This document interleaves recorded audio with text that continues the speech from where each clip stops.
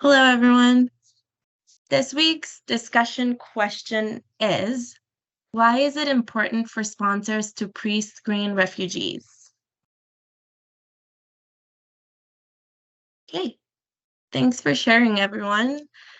Great, we're just going to move on and do a little summary of the Module 3 right now.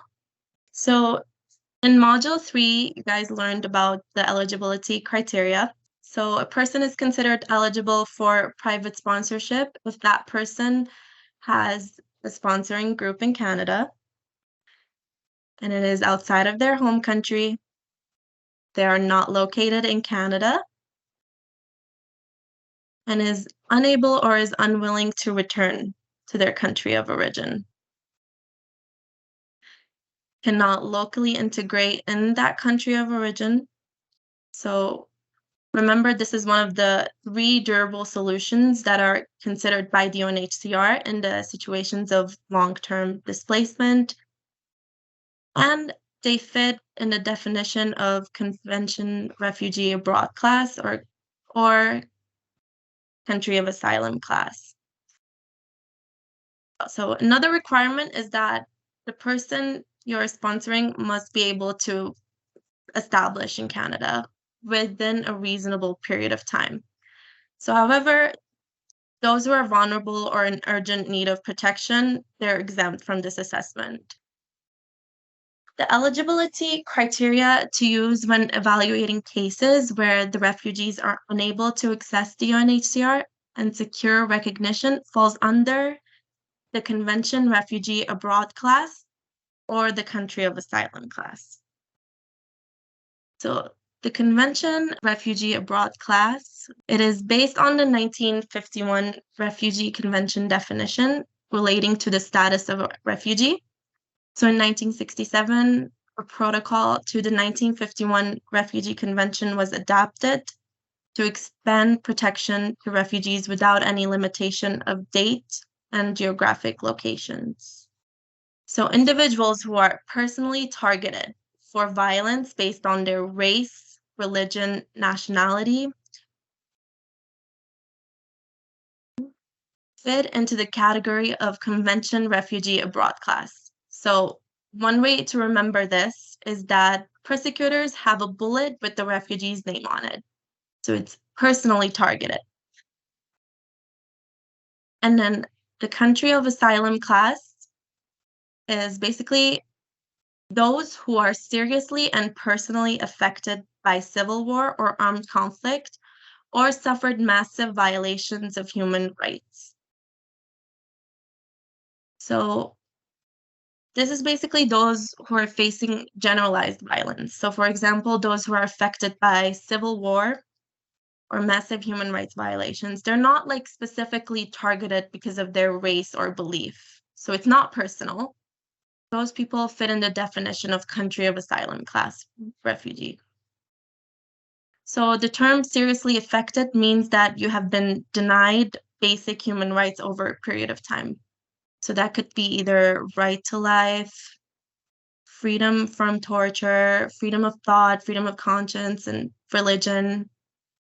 And then the term personally affected means that you have been and like continue to be affected on a personal level as a result of a civil or armed conflict or violations of human rights. So we also, in Module 3, we talked about admissibility criteria. So there are 3 components to admissibility screening. First one being the medical screenings. So decisions they're usually based on IRCC's required medical examination. So communicable diseases such as untreated tuberculosis will deem someone as inadmissible. However, if they are treated according to Canadian standards, then they may meet the medical screening criteria for admissibility. So criminality screenings, these include prior convictions outside of Canada, which are considered crimes within the Canadian legal system. So for example, we talked about drunk driving. So drunk driving is considered a serious crime in Canada. And there is an exception that can be considered, however, if demonstrations of rehabilitation is shown. So when flagging admissibility to concerns, though, based on criminality, IRCC recognizes that some acts of criminality are necessary for that person to flee persecution, to be able to escape. So basically, if they're using fraudulent documentation to cross the border, that in these cases, the case-specific details will be considered. So they can be lenient. So when it comes to security screenings, so these are concerns related to crimes against humanity, war crimes, terrorism. Sponsors are they're advised to flag for their own decision making. So admissibility concerns related to senior ranking officials who are serving in government, military connected to regimes listed by IRCC as having committed crimes against humanity, terrorist acts, war crimes. Those are who pose a threat to the security and safety of Canada. Understanding the requirements to be accepted for resettlement under Canada's private sponsorship program is very important to avoid raising false hopes and to ensure that sponsoring group resources are invested appropriately. So it is the responsibility of the sponsors to pre-screen the refugees that they are considering to submit an application for. So for all sponsors, it is important to verify that person abroad is outside of their country of origin. And then for groups of fives and community sponsoring groups, they must ensure that the refugee has to provide them with a copy of their refugee status determination, the RSD document. For SAWs and CGs, they are limited in the number of people that they can sponsor in a year. So they must carefully evaluate whether or not a refugee will likely have a successful application and will be successful in receiving a positive decision for permanent residence in Canada. All sponsors, whether groups of fives or community sponsors or SAWs or CGs, should also pre-screen applicants to determine if the refugee may have an alternate durable solution. So that could be voluntary return to their country of origin, the local integration within their country of asylum, or resettlement opportunities in a third country other than Canada. So they have dual citizenship. So if their spouse has protection in another country, are they also protected through marriage or has another country offered them protection that they have refused? Okay, so when it comes to admissibility, when pre-screening for admissibility, remember that a decision to refuse an applicant based on admissibility should be left up to the migration officer. So, however, it is a good practice for sponsors to flag admissibility concerns so that the applicant can prepare their application to address those concerns when asked by the migration officer. Flag potential medical conditions that may be a threat to public health and see if there are treatments available. Flag any criminal activity. It is important to know what Canada considers to be criminal activity. So driving while intoxicated is considered a serious crime. So as well as some charges of domestic abuse. And these activities may lead to refusal based on inadmissibility. So that being said, there are also offenses in other countries that Canada does not consider to be a crime. So such as blasphemy laws. So convictions of this nature could not be seen as inadmissible. So for any case which you're not certain about, it's always good to consult with an immigration lawyer to learn how to proceed with the application. And then for private sponsors who have complicated inadmissibility concerns, you may want to receive assistance with completing your forms from the Refugee Sponsor Support Program. It's called SSP. And then also flag any membership or participation in the military, activism, or political groups, which may be a cause for concern related to admissibility based on security. Persecution claims in signatory countries of asylum. So even though many signatory countries are deemed to provide local remedies to refugees residing on their soil, unfortunately, some countries who have signed the 1951 Refugee Convention and 1967 Protocol cannot effectively protect refugees within their country. So in general, European and other Western democratic countries are presumed to have an effective refugee protection system when there is no threat of refoulement. However, a sponsoring group can submit a sponsorship for a refugee in a signatory country if they can substantiate that a resettlement is truly the only durable solutions.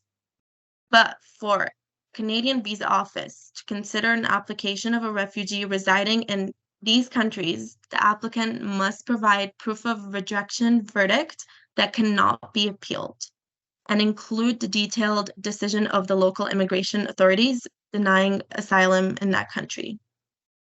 It's important to note that the acceptance rate has been below 5%. However, making a sponsorship application may delay deportation, so pending the outcome of the Canadian sponsoring decision. So also just a quick word on refusals. There can be many reasons for refusals overseas. First one being ineligibility. So most frequently, refusals are based on not meeting the eligibility criteria. So in other words, the visa officer found that the refugee applicant did not meet either the definition for a resettlement refugee according to the IRPA and its regulations. So inadmissibility is another one. Some refugee applicants are found to be inadmissible as they did not pass the medical, criminality, or security checks. Another one is the credibility concerns. The visa officers may not have found the refugee story to be truthful or credible. So the refugee applicant may not have convinced the visa officer that their story expressed or well-founded fear of persecution is true, or the visa officer may suspect that the story is exaggerated or inaccurate. Another one is a change in country's conditions. So applications may also be rejected because of a change in country's conditions that call into condition the need for resettlement in Canada. So changes could be deposition of a repressive regime or the gaining of independence of the refugee's country of origin, and it could persuade a visa officer to reject a sponsorship application based on the prospect of voluntary return. And the last one is durable solutions. So similarly, if the refugee applicant is well integrated in the country of asylum, and if they have another option for resettlement to a third country, a visa officer will most likely reject the sponsorship application on the basis of having another durable solution, i.e. local integration or resettlement. Okay, so I just want to give you guys a quick reminder of the important dates that are coming soon. So the first 4 module quizzes should be completed by October 22. So please make sure to complete them. Otherwise, you will be unenrolled from the class if you can't finish the first 4 modules. And then also remember that it's due 11:59 Eastern Standard Time, but you have to be careful that and you have to change that to your local times. So I'm located in Alberta, so it's 9:59 p.m. my time. So make sure you have, converted it to your local time. And then we have a review of quizzes 1 to 4, and that will be on October 25th. So modules 5 to 8, the quizzes should be submitted by November 19th. The review of the quizzes for modules 5 to 8 will be on November 22nd. Final exam is due November 26th. Again, make sure you have it completed by your local times. and then review of the final exam will be November 29. Thank you for joining, guys. Have a great night.